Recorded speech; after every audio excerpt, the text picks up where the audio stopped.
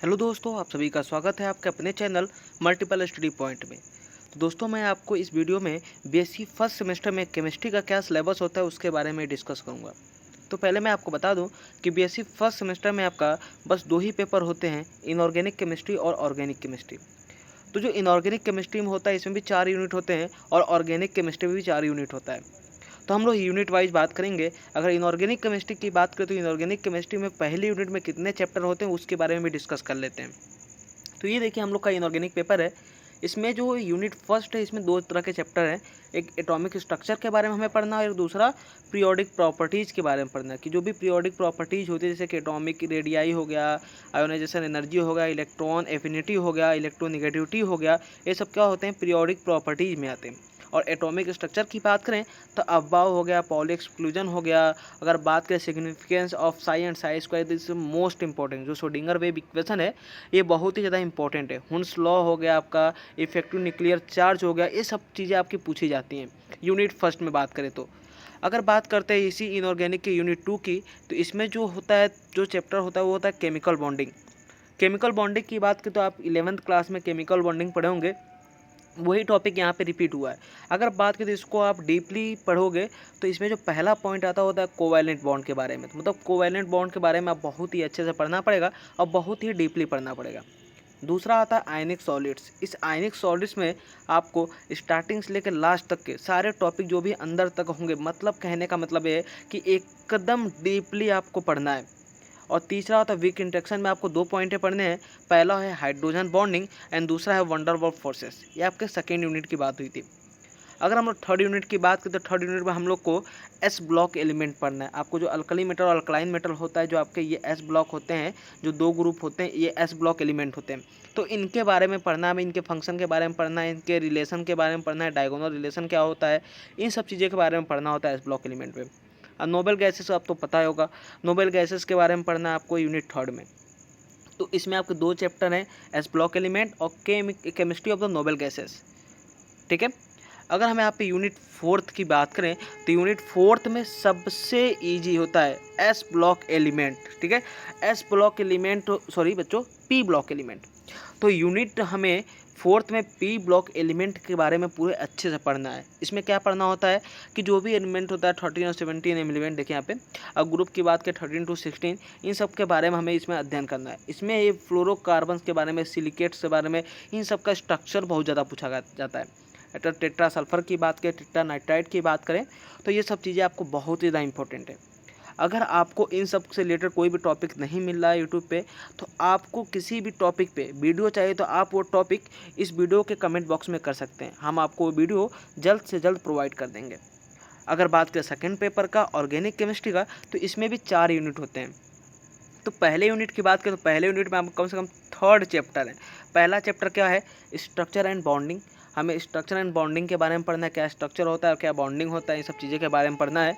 दूसरा पढ़ना mechanism of organic reaction, जो भी ऑर्गेनिक रिएक्शन होता है। सिंपल सी बात, अगर केमिस्ट्री में केमिकल रिएक्शन ना हो तो वहाँ पर केमिस्ट्री होता ही नहीं है। ठीक है, तो ज़रूरी ये है कि हमें केमिस्ट्री में ऑर्गेनिक रिएक्शन हमें पता होना चाहिए। तो दूसरा जो चैप्टर है मैकेनिज्म ऑफ ऑर्गेनिक रिएक्शन। ठीक है, इन सब चीज़ों के बारे में हमें पढ़ना है, अध्ययन करना है।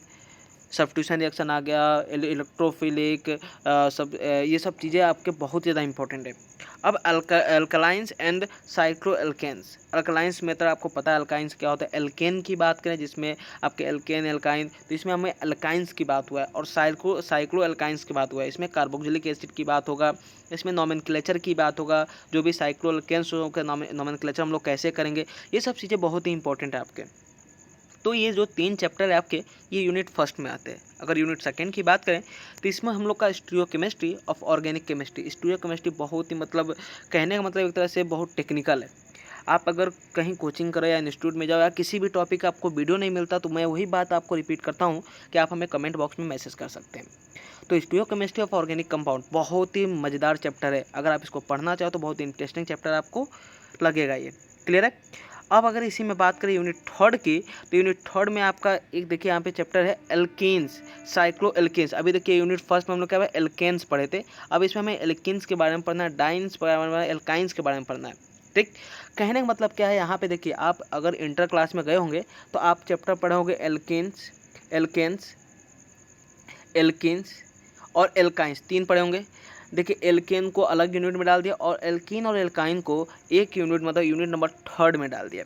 तो ये बहुत ही इंपॉर्टेंट है, आपको इंटर लेवल पे जितने भी टॉपिक है वो सबको आपको पढ़ना है। जैसे कि यहाँ पे मार्कोनिको रूल, ठीक है, एंटी मार्कोनिको रूल, ये सब चीज़ें बहुत इंपॉर्टेंट है। देखिए यहाँ पे मार्कोनिको रूल है, तो ये जो है नेमिंग रिएक्शन, देखिए सेटजेप रूल भी है, हॉफमैन एलिमिनेशन है, ये सारे आप इंटर लेवल पे पढ़ के आए हैं, वही चीज़ को डीपली आपको पढ़ना है। और मैकेनिज्म यहाँ पे बहुत ही पूछा जाता है आपका बीएससी फर्स्ट सेमेस्टर में।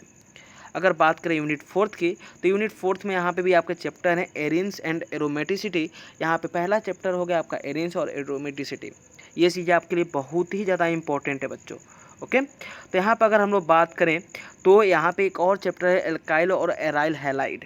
तो इस यूनिट नंबर 4 में आपके 2 चैप्टर है। तो इस 2 चैप्टर में आपका जो होगा, इसमें हकल्स रूल आएगा जो कि एरोमेटिक आयंस के लिए आपका सल्फोनिनेशन आएगा, हेलोजिनेशन आएगा, नाइट्रेशन आएगा, फ्रीडर क्राफ्ट रिएक्शन आएगा, एनर्जी प्रॉफिट डायग्राम आएगा। ये सब चीज़ें आप इंटर लेवल पर पढ़ चुके हैं, तो यही चीज़ें आपके डिस्कस होंगे। तो इस वीडियो में हम लोग बीएससी फर्स्ट सेमेस्टर के लिए पूरा सिलेबस आपको दे दिया, जो आपके हर जगह इम्पॉर्टेंट है और टॉपिक वाइज दिया हमने, इस वजह से कि अगर आपको यहाँ पे बस चैप्टर बता देते तो आपको कन्फ्यूजन हो जाती कि इस चैप्टर में होगा क्या। इसलिए मैंने चैप्टर के अंदर जो जो चीज़ पूछी जाएंगी, जो जो टॉपिक पूछा जाएगा, वो मैंने आपको ये भी चीज़ बता दिया कि क्या पूछा जाएगा। देखिए यूनिट यहाँ पे यूनिट 4 में क्वेश्चन यहाँ पे S12 S11 रिएक्शन भी पूछा जा रहा है, क्लोरोफॉर्म क्या होता है, कार्बन क्या होता है, इन सब चीज़ें के बारे में पूछा जाता है। ठीक है, देखिए DDT BSc, ये सब चीज़ें आपके लिए बहुत ही ज़्यादा इंपॉर्टेंट है, जो कि आप इंटर लेवल पे पढ़ के जाओगे। जब बीएससी फर्स्ट ईयर में आप मतलब फर्स्ट सेमेस्टर में एडमिशन लोगे, तो ये 2 पेपर होते हैं, इनऑर्गेनिक और ऑर्गेनिक। ठीक है दोस्तों, आई होप कि वीडियो आपको बहुत ही अच्छा लगा होगा। फ्रेंड्स, प्लीज़ हमारे चैनल को सब्सक्राइब करिए, इस वीडियो को अपने दोस्तों के साथ भी शेयर करिए जो कि बीएससी फर्स्ट सेमेस्टर में एडमिशन लेना चाहते हैं और उनको केमिस्ट्री का सिलेबस नहीं पता है।